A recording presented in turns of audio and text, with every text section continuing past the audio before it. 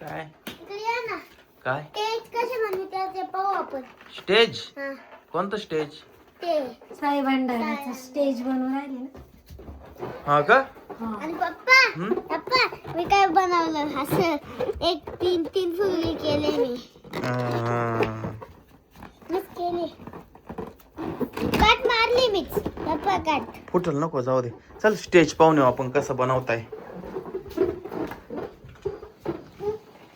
आपल्या समोर जो साई भंडारा होणार आहे आज संध्याकाळी कार्यक्रम, त्याच्यासाठी स्टेज बनवायचं काम चालू आहे.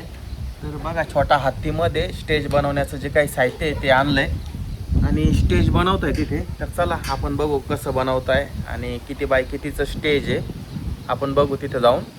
तर मित्रांनो, माऊलीचा फुगा उडाला बघा त्या वावरामध्ये. हे बघा, माऊली चालला पळत फुगा घ्यायला. वारं इतकं सुटलंय का बस सकाळी सकाळी.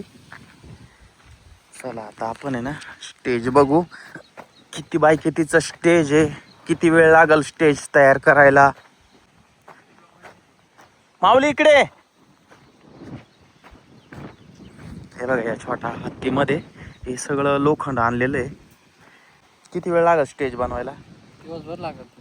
दिवस जाईल बाबा. भाऊ, किती बाय कितीचा स्टेज आहे? 30 बाय 16. अच्छा, तर मित्रांनो हे 30 बाय 16चं स्टेज आहे बरं का. तर याला जवळपास बराच वेळ लागणार आहे. हे स्टेज तयार करायला पक्क बांधून घ्यावं लागतं, खिळे ठोकून घ्यावे लागतात, हलायला नको.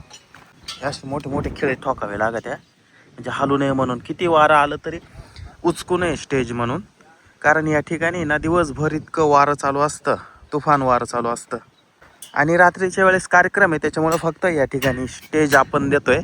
आणि मंडपने खाली खुर्च्या असतील आणि कार्पेट असणार आहे खाली. आणि हे बघा, या स्टेजच्या समोर आपलं घर आहे. इथं या फळ्या कशाला वरून टाकायच्या, तुटणार नाही ना? पाटील नाचले हा, गौतमी पाटील नाचली. का बोलतो? मग कुठं? संगमनेरला.